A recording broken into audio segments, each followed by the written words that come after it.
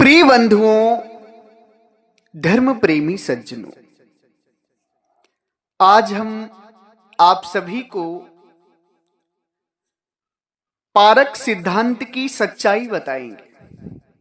Park मत, park सिद्धांत जो सदगुरु कबीर साहब को संत कहता है, संत सम्राट कहता है, उस पारक मत, उस पारक सिद्धांत की हकीकत सच्चाई बताएंगे कि आखिर उसकी हकीकत क्या है। सज्जनों, पारक सिद्धांत के लोग अपने आप को सदगुरु कबीर साहब के पंथ से बताते हैं कि हम कबीर पंथी हैं, और सतगुरु कबीर साहब को संत कहते हैं कि वो संत सम्राट थे। क्या कहते हैं? संत सम्राट कहते हैं। और अपने लोगों को, जो पंथ के उनके पारक पंथ को, जो पारक मत को बनाने वाले हैं, उनको वो सतगुरु कहते हैं, और जो परमात्मा है सतगुरु कबीर साहब, उनको वो संत कहते हैं। आज हम आप सभी को पूरी तरह से सतगुरु कबीर साहब के विचारों से पारक सिद्धांत को बताएंगे कि पारक सिद्धांत की असली सच्चाई क्या है। आखिर ये सतगुरु कबीर साहब को संत कहते हैं, ये सत्य है कि नहीं? इनका ज्ञान सत्य है कि झूठा है? इनके ज्ञान से आपकी मुक्ति होगी कि नहीं होगी? सारा कुछ आज के सत्संग में आप सभी को पता चल जाएगा। आप सभी लोगों से निवेदन है कि आप लोग इस सत्संग को पूरा जरूर श्रवण करिएगा, क्योंकि सत्संग बहुत ही महत्वपूर्ण है। जिस तरीके से हमारे सत्संग चैनल का नाम है दिव्य अनमोल सत्संग, उसी तरीके से ये आज का सत्संग भी बड़ा अनमोल है, इसलिए इसे पूरा श्रवण करिएगा। साथ ही साथ हमारे चैनल को सब्सक्राइब भी कर लीजिएगा। चैनल इसलिए सब्सक्राइब करने के लिए हम बोलते हैं कि जब आप हमारा चैनल सब्सक्राइब कर लेंगे तो हमारे जो सत्संग हैं वो आपके पास आने लगेंगे। YouTube आपके मोबाइल पर वो सत्संग हमारे भेजने लगेगा, और आपको परमात्मा का दिव्य ज्ञान पहले सुनने को मिलेगा। जैसे ही नया सत्संग पड़ेगा वो आपके मोबाइल तक पहुंच जाएगा। इसलिए चैनल सब्सक्राइब करने के लिए हम कहते हैं। तो आप सभी चैनल सब्सक्राइब जरूर कर लें, सत्संग को शेयर भी जरूर करें। इसी संदर्भ में 17 मार्च को होने वाले गुरु मिलन सत्संग समारोह भंडारा में सदगुरु के परम भक्त श्री केदारनाथ यादव जी के द्वारा अति सुंदर सेवा दान आई है भंडारे हेतु। खूब खूब आशीर्वाद है। सज्जनों, पारक मत, पारक सिद्धांत के लोग सदगुरु कबीर साहब को संत कहते हैं कि सदगुरु कबीर साहब संत सम्राट थे। आज पूरा दूध का दूध पानी का पानी होगा कि सदगुरु कबीर साहब जी कौन थे और पारक मत कौन है, पारक सिद्धांत क्या है। सज्जनों, पारक सिद्धांत को बनाने वाले जो थे, पारक मत को जो चलाने वाले हैं, जिन्होंने पारक मत बनाया, पारक सिद्धांत बनाया, उनका नाम था पूरणदास जी। पूरणदास जी ने ही पारक मत, पारक संस्थान का निर्माण किया था, पारक संस्था की। पूरणदास जी धनी धर्मदास जी की वंश परंपरा से दीक्षित थे। पूरणदास जी के जो गुरु थे वो धनी धर्मदास जी महाराज, जो आज दामा खेड़ा चलता है, वो धनी धर्मदास जी महाराज के वंशजों का है। धनी धर्मदास जी महाराज सदगुरु कबीर साहब के शिष्य हुए परमात्मा के, और उनके जो धनी धर्मदास जी महाराज के जो वंशज थे, उन वंशजों में से दीक्षित हुए थे पूरणदास जी। पूरणदास जी धनी धर्मदास जी महाराज के वंश परंपरा के थे। एक समय वंश परंपरा में विवाद चला, तो जो पूरणदास जी थे, इन्होंने धनी धर्मदास जी वंश परंपरा में आचार्य पद के लिए अपने आप को ऐलान कर दिया। अपने आप की दावेदारी पेश कर दी कि हम धनी धर्मदास जी के वंश परंपरा के आचार्य बनेंगे, जबकि वहां क्या होता है कि वहां कोई अन्य संत आचार्य नहीं बन सकता।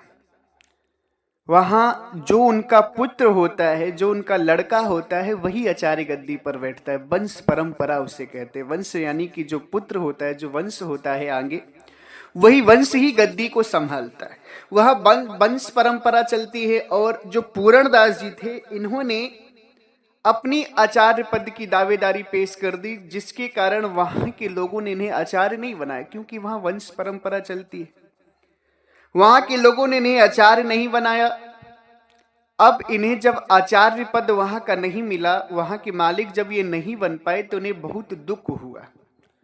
और वो उस दुख को इस कदर उन्होंने निभाया कि इन्होंने धर्मदास वंश परंपरा को त्याग दिया और धर्मदासी वंश परंपरा से अलग होकर के उनके विचारों के विपरीत एक पंथ चलाया, जिसका नाम है पारक मत, यानी पारक सिद्धांत। अब इन्होंने जब धनी धर्मदास जी वंश परंपरा के आचार्य पद नहीं मिला, अलग हो गए, विपरीत में जब पंथ चलाए तो उसके अलग नियम रख दिए। धनी धर्मदास वंश परंपरा के लोग सदगुरु कबीर साहब को परमात्मा मानते हैं, मगर पूरणदास जी ने आचार्य पद ना मिलने के कारण अलग पंथ चलाया, पारक सिद्धांत, और अपने पंथ में कह दिए पारक सिद्धांत में कि सदगुरु कबीर साहब संत थे, परमात्मा नहीं थे। धनी धर्मदास जी महाराज के परंपरा के लोग अमरलोक देश को मानते हैं। पूरणदास जी ने कह दिया अमरलोक देश होता ही नहीं, यानी विपरीत कार्य, सारी बातें विपरीत। धनी धर्मदास जी महाराज के वंश परंपरा के लोग परमात्मा को मानते हैं। पूरणदास जी ने जो पंथ चलाया पारक सिद्धांत, इसमें परमात्मा को नहीं मानते, विपरीत। यानी कि आचार्य गद्दी ना मिल पाने के कारण, आचार्य ना बन पाने के कारण इन्होंने क्या किया कि पूरी बातें ही बदल दी अपने लोभ के कारण। लोभ क्या था? स्वार्थ क्या था? कि हम आचार्य बन जाए, वहां की धन संपत्ति का सुख ऐश्वर्य लें, आनंद लें। मगर सुख ऐश्वर्य आनंद ना मिल पाने के कारण इन्होंने पूरे विचार को ही उल्टा पुल्टा कर दिया, यानी मनमती ढंग से चला दी। अपने मन की कल्पनाओं को सोच करके सदगुरु कबीर साहब को परमात्मा से संत बना दी, अमरलोक देश को नाम मान्यता दी और परमात्मा की मान्यता ही नहीं दी, आत्मा को ही सब कुछ मान ली। धनी धर्मदास जी महाराज के वंश परंपरा में 5 तत्व माने जाते हैं कि 5 तत्व से शरीर निर्मित हुआ है। और इन्होंने विरोध में क्या किया? इतनी इनकी मति मारी गई पूरणदास जी की कि विरोध में आकर के बोले कि 4 ही तत्व होता है, 5 तत्व होता है नहीं। जबकि आप सभी जानते हैं कि शरीर 5 तत्वों से निर्मित है, मगर इन्होंने विरोध में आकर एक तत्व भी कम कर दिया। अब देखिए, ये है असली कहानी पारक सिद्धांत की, पारक मत की।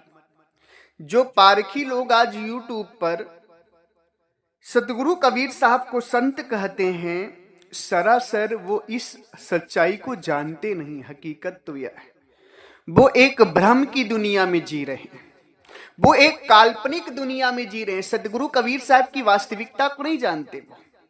वो एक स्वार्थ की और लोभ की भरी भावनाओं की दुनिया में जी रहे हैं, क्योंकि स्वार्थ और लोभ की भरी भावना में पूरणदास जी ने अपनी वंश परंपरा गद्दी, गुरु गद्दी से नाता तोड़ लिया, दुश्मनी कर ली और सारी बातें उल्टा पुल्टा कर दी विरोध में आकर के। उसी को आज पारक सिद्धांत के लोग मान करके पूरणदास जी की लोभ भरी और स्वार्थ से जो बातें निकली थी उल्टा सीधा, उसी को आज पारक सिद्धांत सही मान करके गर्त में जा रहा है। बहुत पारखियों की ये सच्चाई नहीं पता है। उन्हें ये लगता है कि हम जो कर रहे हैं वो सही है, मगर हकीकत तो ये है कि उनके जो आचार्य थे पूरणदास जी, जो पारक मत को चलाए, उन्हें गद्दी ना मिलने के कारण, आचार्य पद ना मिलने के कारण उन्होंने इतना बड़ा वो लिया, इतना बड़ा विरोध किया, ऐसी दुश्मनी दिखाई कि पूरे ज्ञान को ही उलट पुलट कर दिया, मनमती ढंग से चला दिया। अब सज्जनों, आप सभी विचार करिए, ना तो पूरणदास को कभी सदगुरु कबीर साहब का ज्ञान हुआ, ना मिले, ना ही पारक सिद्धांत में किसी को सदगुरु कबीर साहब मिले, किसी को नहीं मिले पारक सिद्धांत में। इस गद्दी को कैसे मानते हो कि सदगुरु कबीर साहब के पंथ के लोग हैं? ये तो मनमती पंथ है, पारक मत नहीं, मनमती पंथ कहा जाए तो उत्तम होगा इसे। क्योंकि पारक मत होता है पारखी जो विचार करे, मगर ये पारखी नहीं है। इनके जो आचार्य पूरणदास जी से, उन्होंने लालच और स्वार्थ के चक्कर में गुरु गद्दी का अपमान कर डाला और गुरु के सारे विचारों को छोड़ करके अपने मन के विचारों को धारण कर लिया। इसलिए इसे कबीर पंथ नहीं, मनमती पंथ के नाम से जाना जाना चाहिए। सज्जनों, आप विचार करिए कि जो जो लोग पारक सिद्धांत से जुड़े हुए हैं, पारक मत से जुड़े हुए हैं, वो लोग ना तो असली परमात्मा सदगुरु कबीर साहब के ज्ञान को जानते हैं, ना ही उनके पास सदगुरु कबीर साहब की असली भक्ति है, और ना ही उनकी कभी मुक्ति हो सकती है। क्यों? क्योंकि वो असली भक्ति से बहुत ही दूर हैं, असली ज्ञान से बहुत ही दूर हैं। वो पारक मत की सच्चाई ही नहीं जानते कि पारक मत आखिर बना कैसे, पारक सिद्धांत आखिर बना कैसे। सज्जनों, सदगुरु कबीर साहब कोई संत नहीं थे, सदगुरु कबीर साहब कोई कवि या दास नहीं थे, वो परमात्मा है। सदगुरु कबीर साहब क्या है? परमात्मा। मगर पारक मत के लोग अज्ञानता के कारण, मंद बुद्धि होने के कारण उन्हें संत कहते हैं। क्यों? क्योंकि वो हकीकत नहीं जान पाते। आज पारक मत में जितने भी लोग जुड़े वो सदगुरु कबीर साहब को संत कहते हैं, ज्यादातर लोग। कुछ लोग शायद विचारक हो जो सदगुरु कह देते हो, मगर ज्यादातर लोग उन्हें संत कहते। क्यों कहते? क्योंकि वो जानते नहीं सदगुरु कबीर साहब के विषय में। सज्जनों, सदगुरु कबीर साहब परमात्मा है, उनको संत कहना बहुत बड़ा पाप है। जो व्यक्ति सदगुरु कबीर साहब को संत कहेगा, या जो साधु महात्मा, जो महंत, जो आचार्य सदगुरु कबीर साहब को संत कहेगा, मैं लिख करके देता हूं कि जब तक सृष्टि रहेगी उसका कभी कल्याण नहीं हो सकता। क्योंकि जब तक वो परमात्मा सदगुरु कबीर साहब की वास्तविकता को नहीं जानेगा, उन्हें पहचानेगा नहीं, तो मुक्त कहां से होगा? जब तक उसके इष्ट और आराध्य को ही वो सही नहीं जान पाया तो मुक्ति होनी ही नहीं। सदगुरु कबीर साहब को संत कहने का पाप अपने जीवन में कभी मत करना। सदगुरु कबीर साहब संत नहीं थे, सदगुरु कबीर साहब संत नहीं थे, वो परमात्मा है। उन्हीं से आप सभी का कष्ट दूर होगा। सदगुरु कबीर साहब स्वयं अपनी वाणी में कहते हैं, क्या कहते हैं? कि कक्का केवल नाम है, बब्बा ब्रह्म शरीर, रर्रा सब में रमी रहा, तिनकर नाम कबीर। सदगुरु कहते हैं कक्का तो केवल नाम है, बब्बा ब्रह्म शरीर, रर्रा सब में रमी रहे। क्या कहते हैं? रर्रा सब में रमी रहे, ताकर नाम कबीर। यानी कि जो सब में रमने वाले हैं वो है परमात्मा सदगुरु कबीर साहब, वो कोई संत नहीं। क्या संत सब में रमा हुआ है? बताइए, क्या संत सब में रमा हुआ है? नहीं, संत सब में नहीं रमा हुआ है। क्या आत्मा सब में रमी हुई? आपकी आत्मा आपके पास है, हमारी आत्मा हमारे में, फलाने की आत्मा फलाने में, दूसरे की आत्मा दूसरे में।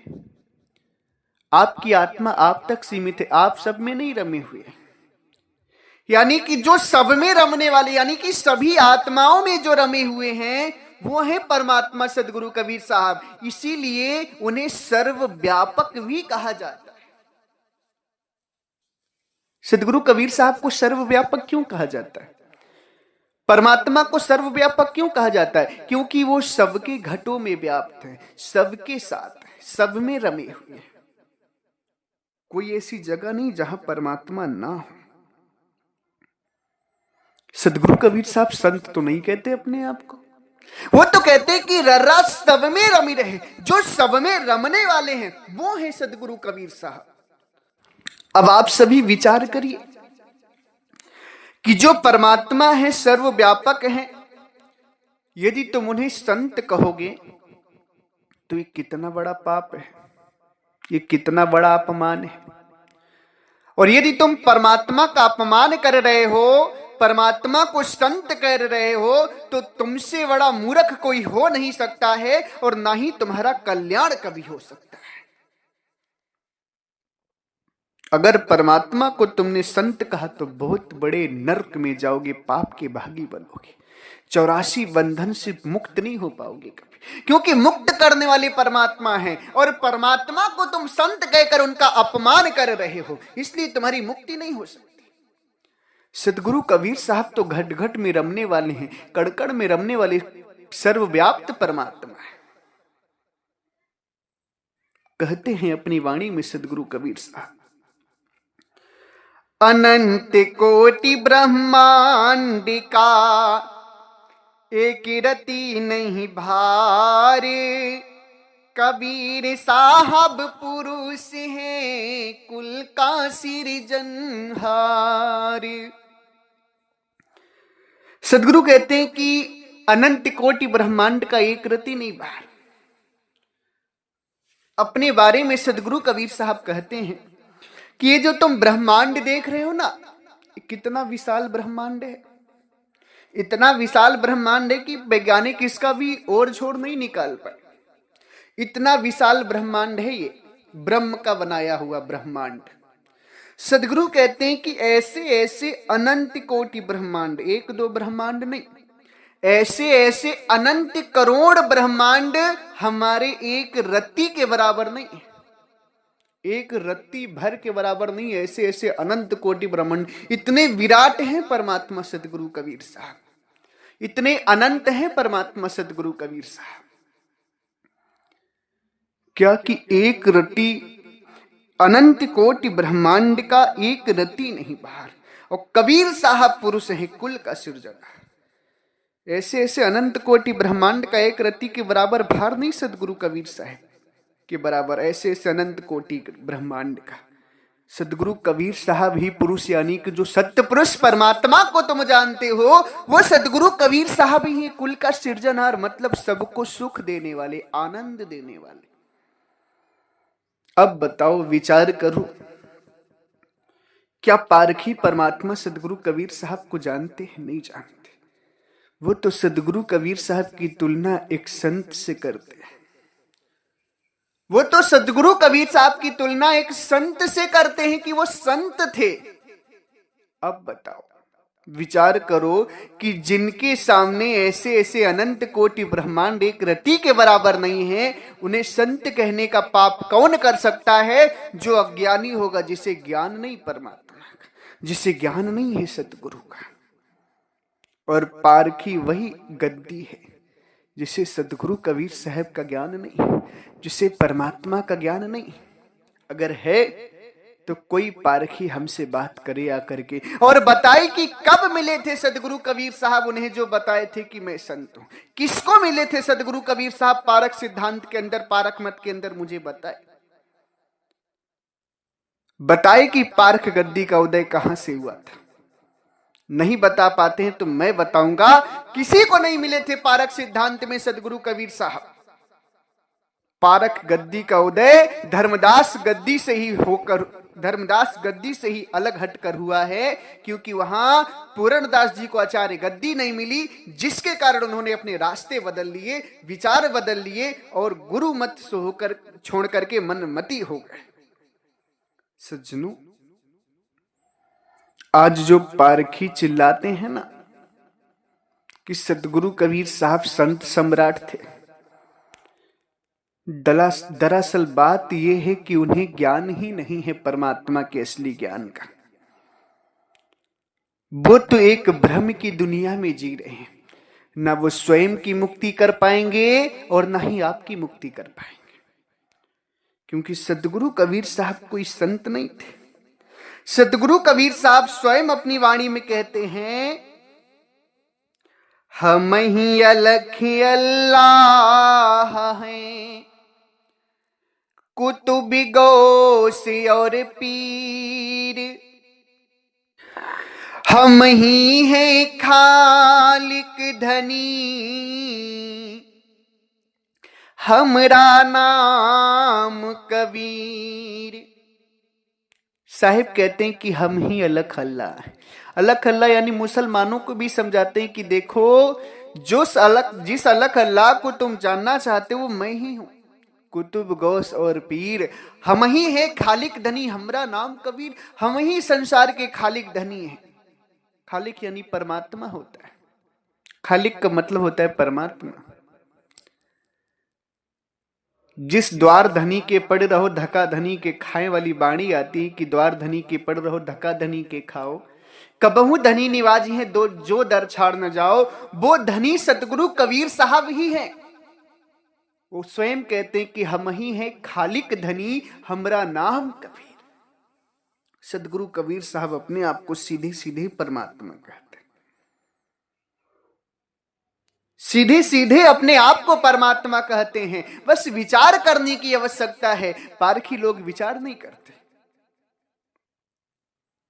सज्जनों, सतगुरु कबीर साहब को कभी संत मत कहना। जो संत कहते हैं ना, उनकी कभी मुक्ति नहीं होगी। कितनी भी भक्ति कर लें, कितना भी साधु बन जाएं, कितने भी अच्छे कर्म कर लें, कितना भी सत्संग कर लें, अगर सतगुरु कबीर साहब को संत कहते हैं तो मुक्ति नहीं होगी, उनकी कभी भी नहीं होगी। जब तक सृष्टि है तब तक मुक्ति हो नहीं सकती। जो पारक सिद्धांत के अभिलाष दास जी हैं, जिनको पारक सिद्धांत ज्ञानी मानता है, वो अभिलाष दास जी को भी सतगुरु कबीर साहब का ज्ञान नहीं था। उन्होंने अपने बीजक टीका लेख में लिखा है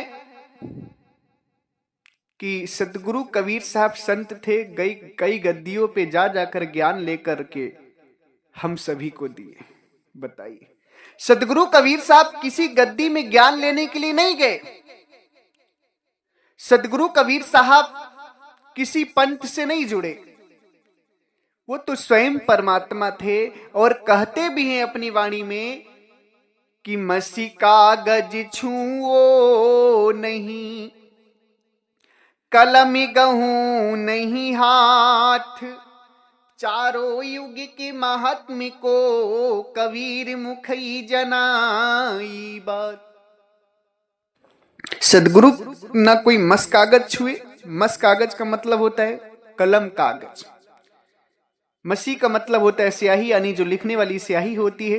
कागज का मतलब होता है कागज जिसमें लिखा जाता है, जो धर्म ग्रंथ। उसको सदगुरु कबीर साहब उठाकर कभी पढ़े नहीं। क्यों? क्योंकि वो परमात्मा है। उन्हें किसी चीज को जानने के लिए पढ़ाई लिखाई की आवश्यकता नहीं होती। वो सबके घटों में है, इसलिए सबकी बात जानते हैं। ब्राह्मण के घट में इसलिए वेद पुराण की बात जानते हैं, ईसाई के घट में इसलिए बाइबल की बात जानते हैं, मुसलमानों के घट में इसलिए कुरान की बात जानते हैं, सिखों के घट में इसलिए गुरु ग्रंथ की बात जानते हैं। सदगुरु कबीर साहब को किसी ग्रंथ को पढ़ने की आवश्यकता नहीं है। सदगुरु कबीर साहब तो परमात्मा है। वो तो अपने आप से ही सब लोगों को मुक्ति की बात बता दी। मगर पारक सिद्धांत सदगुरु कबीर साहब के बारे में जीरो मात्र भी नहीं जानता है और कहते अपने आप को पारखी। ना तो इन्हें पारक सिद्धांत में किसी को भी सदगुरु कबीर साहब मिले और ना ही पारक सिद्धांत में किसी की मुक्ति हुई। क्यों? क्योंकि पारखी लोग सदगुरु कबीर साहब को जब जानते नहीं अच्छे से, तो उनका ज्ञान कहां से पकड़ेंगे, भक्ति कहां से करेंगे। ना परमात्मा को मानते हैं, ना अमर लोक देश को मानते हैं, कहां से मुक्ति होगी भाई? परमात्मा को मानेंगे, उनकी भक्ति करेंगे, अमर लोक देश जाएंगे, तभी ना मुक्ति होगी। मगर दोनों चीज ही नहीं मानते और सदगुरु कबीर साहब को संत मानते हैं, इसलिए मुक्ति का तो नाम निशान खत्म हो जाता है इनके लिए। जिन संतों को सदगुरु कबीर साहब मिले, जिन संतों को दीदार हुआ है परमात्मा का, वो संत अपनी वाणी में लिखते हैं। संत श्री गरीबदास जी महाराज कि गरीब पुरुष कबीर ने देह धरा नहीं कोई, सवदि स्वरूपी रूप है, घट घट बोले सोई। सदगुरु कहते हैं, सदगुरु के परम भक्त भक्त श्री गरीबदास जी महाराज, संत श्री गरीबदास जी महाराज भक्त नहीं, वो तो संत हो गए। सदगुरु के लिए भक्त जरूर होंगे, हम सभी के लिए तो संत थे, संत हैं भी। संत श्री गरीबदास जी महाराज कहते हैं कि सदगुरु कबीर साहब गरीब पुरुष कबीर ने, गरीब अपना नाम लगाकर कहते हैं कि पुरुष कबीर यानी जो सत्य पुरुष परमात्मा है, वो देह धरा नहीं कोई, वो कोई शरीर नहीं पकड़े, वो क्या है, शब्द स्वरूपी रूप है, घट घट बोले सो। वो शब्द स्वरूपी परमात्मा है और सबके घटों में विराजमान है, यानी सर्वव्यापक।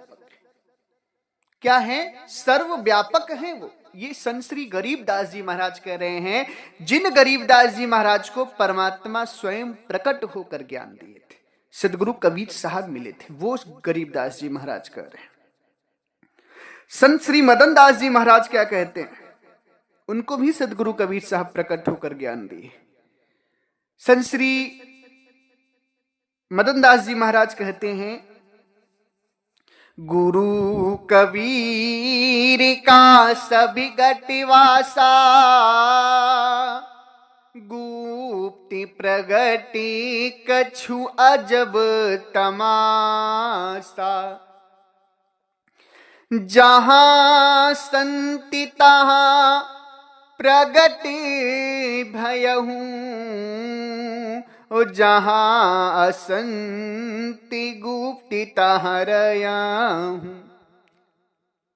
संत श्री मदन दास जी महाराज कहते हैं कि गुरु कबीर क्यों कहते हैं, क्योंकि वो सदगुरु कबीर साहब ही उन्हें गुरु रूप में मिले थे, सदगुरु कबीर साहब ही उन्हें प्रकट होकर ज्ञान दिए थे, इसलिए वो परमात्मा को गुरु कहते हैं कि गुरु कबीर का सब घट वास। वो कह रहे हैं कि जो सबके घटों में वास जिस परमात्मा का है, जिन परमात्मा का सबके घटों में वास है, वो कौन है, वो गुरु कबीर ही, यानी सदगुरु कबीर साहब ही वो असली परमात्मा है, उन्हीं का सबके घटों में वास है। कहीं गुप्त है तो कहीं प्रकट है। अब गुप्त प्रकट कछु अजब तमाशा, ये अजब लीला है परमात्मा की। लीला क्या है कि जहां संति तहां प्रगति भयहूं,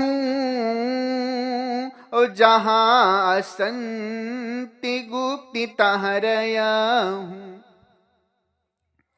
जहां संत होते हैं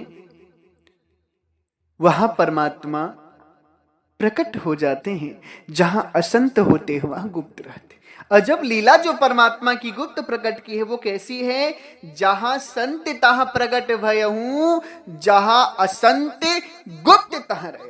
जहां संत होते हैं वहां परमात्मा प्रकट हो जाते हैं, जहां असंत होते हैं वहां परमात्मा गुप्त रहते हैं। और वो परमात्मा जो है सदगुरु कबीर साहब भी हैं। ये बात संत श्री मदन दास जी महाराज अपनी ग्रंथ में लिखते हैं, जिनको स्वयं सदगुरु कबीर साहब प्रकट होकर ज्ञान दिए थे। सज्जनों, धनी धर्मदास जी महाराज ने भी परमात्मा की महिमा गाई है, दरियादास जी महाराज ने भी परमात्मा की महिमा गाई है। सब संतों ने जिन्हें जिन्हें परमात्मा मिले सब ने महिमा गाई है साहिब की। किसी ने साहिब को संत नहीं कहे।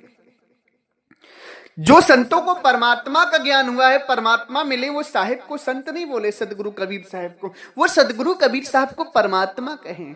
मगर जिनको ज्ञान नहीं हुआ है, जिनको सदगुरु कबीर साहब नहीं मिले हैं, जिनका ज्ञान सत्य नहीं है, वो मन मति से सोचकर, मन की कल्पनाओं से सोचकर कुछ भी बोल देते हैं।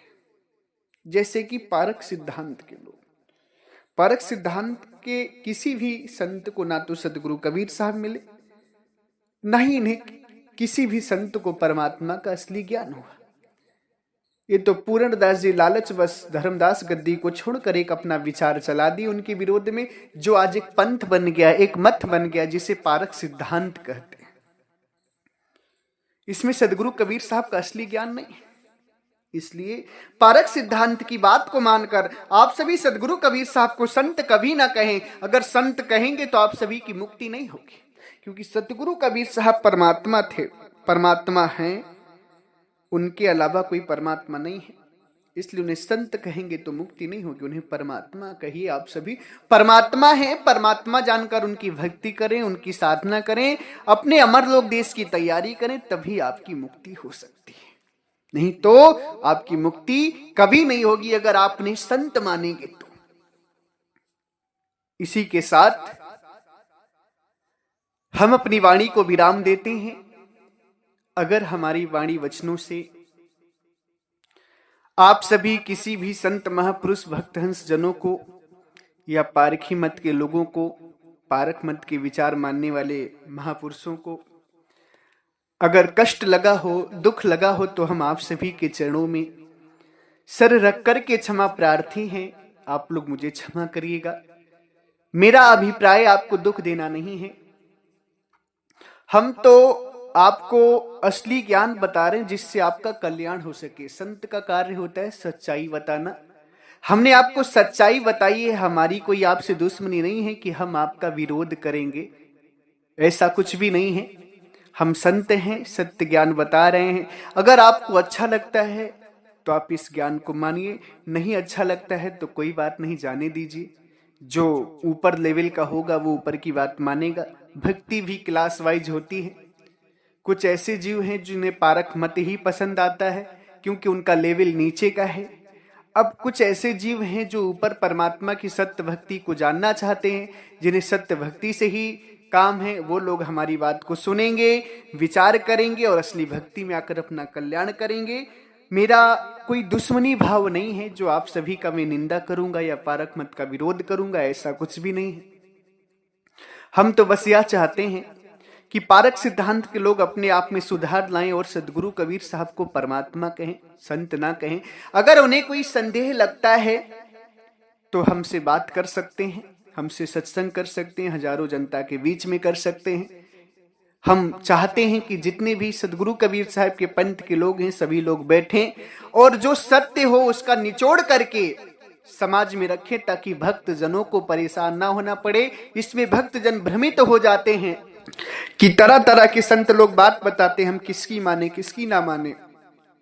तो हम चाहते हैं कि सभी संत, जितने भी सतगुरु कबीर साहब के पंथ के लोग हैं, सभी लोग बैठें, विचार करें, विमर्श करें, जो सत्य हो उसे स्वयं माने और सभी भक्तों तक पहुंचाए, तभी सबका कल्याण होगा। नहीं तो मनमती ढंग से आप सभी अगर बात मानेंगे, बात रखेंगे, तो भक्तों का भी कल्याण नहीं होगा, आपका भी नहीं होगा। मैं तो कहता हूं जो सदगुरु कबीर साहब की वाणी हो उसी पर सभी को चलना चाहिए, वही मानना चाहिए और वही आप सभी माने। मेरा बस यही अभिप्राय है कि आप सभी मुक्त हो, हम सभी मुक्त हो, कोई भी जन्म मरण में ना रहे, सभी को मुक्त होना है। बस इसीलिए मैं सत्संग सुनाता हूं और मेरा कोई अभिप्राय नहीं है। अगर आप सभी को दुख लगा हो तो पुनः मैं आप सभी के चरणों में सर रख करके क्षमा प्रार्थी हूं, आप लोग मुझे क्षमा करिएगा। इसी के साथ हमारे आश्रम से 5 ग्रंथ प्रकाशित हैं। आप सभी जो भी संत महापुरुष भक्त हंस जन श्रोतागण पढ़ना चाहते हैं उन ग्रंथों को, तो हमारे आश्रम से आप सभी प्राप्त कर सकते हैं या अपने घर बैठे हुए प्राप्त कर सकते हैं। स्क्रीन पर दिए हुए हमारे नंबर पे आप सभी संपर्क करें। कोरियर के द्वारा, पोस्ट ऑफिस के द्वारा सस्ते दामों में आप सभी के घर किताबें ग्रंथ पहुंच जाएंगी। इसी के साथ एक बार प्रेम से बोलिए, सर्वव्यापक सर्वपूजनी परम पिता परमात्मा सदगुरु बंदी छोर कबीर साहिब को साहेब बंदगी साहेब।